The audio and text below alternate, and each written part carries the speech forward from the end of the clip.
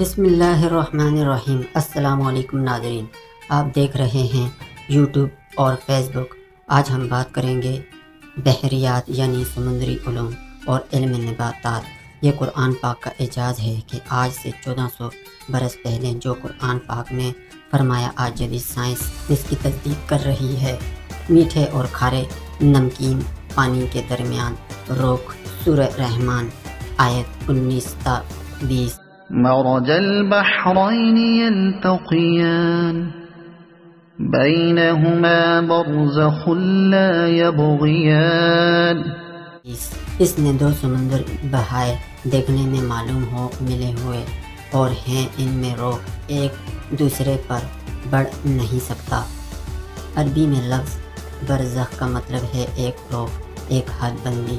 عربی لفظ مرج کے لغوی معنی ہیں کہ وہ دونوں آپس میں ملتے ہیں اور ایک دوسرے کے ساتھ باہم آمیز ہو جاتے ہیں۔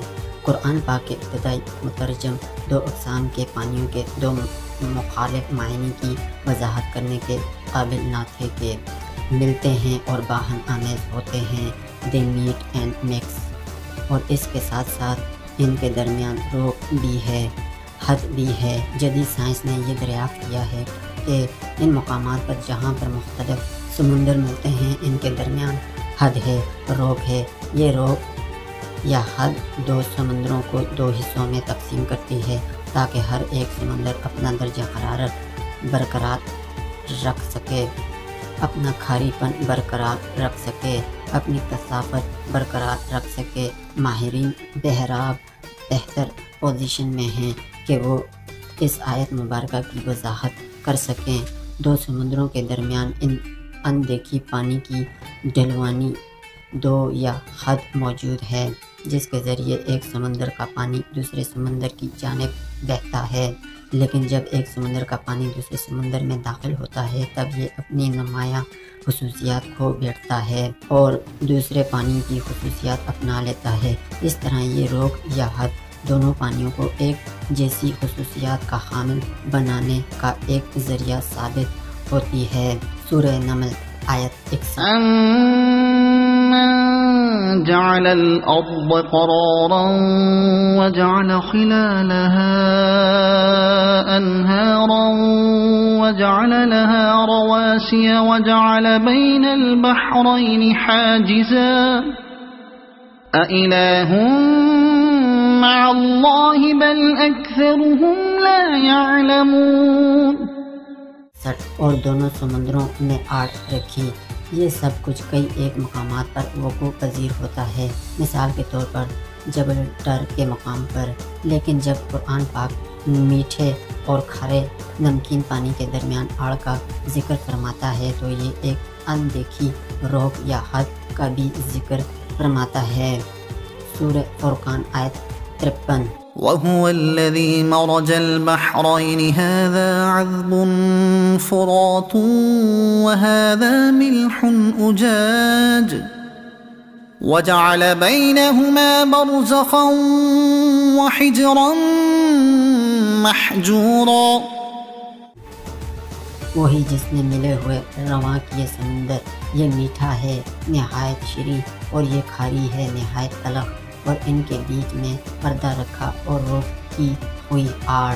جدید سائنس نے یہ انکشاف کیا ہے کہ جن مقامات پر میٹھا اور کھارا پانی باہم ملتا ہے، ان مقامات پر صورتحال ان مقامات سے مختلف ہوتی ہے جہاں دو کھارے پانی کے سمندر ملتے ہیں۔ قرآن پاک میں بیان کیے گئے ان سائنسی بیان کی تصدیق ڈاکٹر ولیم جے نے بھی کی تھی۔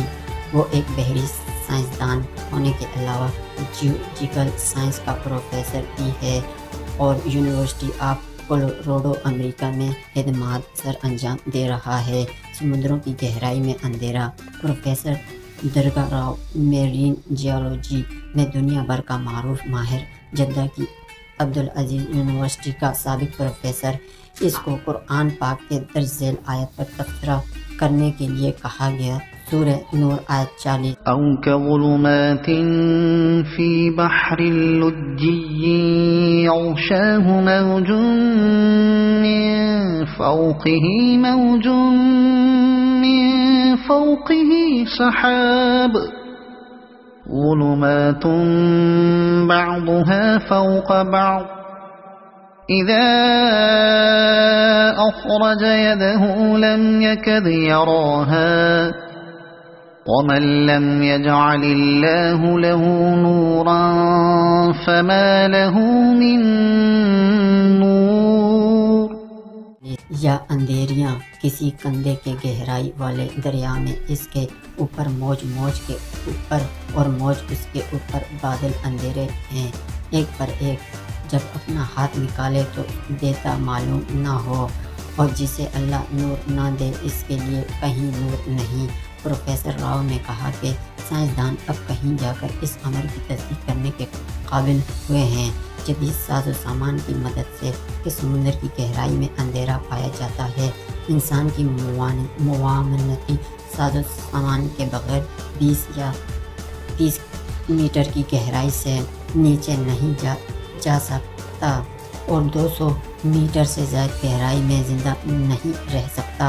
یہ آیت مبارکہ دنیا کے تمام سمندروں کا ذکر نہیں فرما رہی، کیونکہ ہر ایک سمندر کے بارے میں یہ نہیں کہا جا سکتا کہ اس کے اندر تہ در تہ اندھیرا موجود ہے. یہ آیت مبارک محض گہرائی کے حامل سمندر کا ذکر فرما رہی ہے.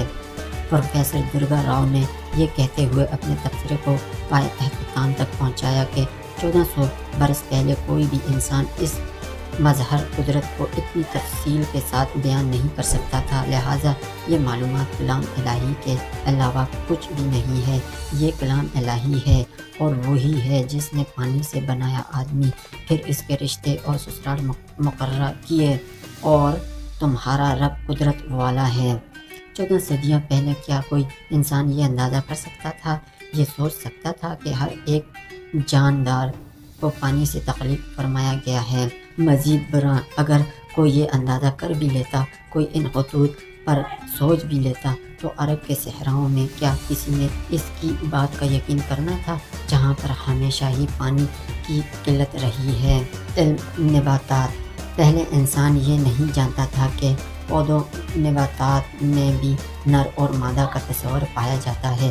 اب علم نباتات یہ بیان کرتا ہے کہ ہر ایک پودے میں نر اور مادہ کا تصور موجود ہے، حتیٰ کہ وہ پودے جو ایک ہی جنس کے حامل ہیں، ان میں بھی نر اور مادہ دونوں کے نمایاں عناصر پائے جاتے ہیں.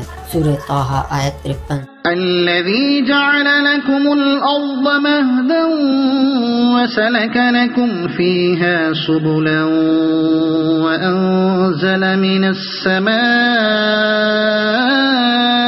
ماء فأخرجنا به أزواجا من نبات شتى. اور آسمان سے پانی اتارا تو ہم نے اس سے طرح طرح کے سبزے کے جوڑے نکالے، ہر ایک دوسرے سے جدا. پھلوں میں بھی نر اور مادے کا تصور پایا جاتا ہے. سورۃ رعد آیت 3.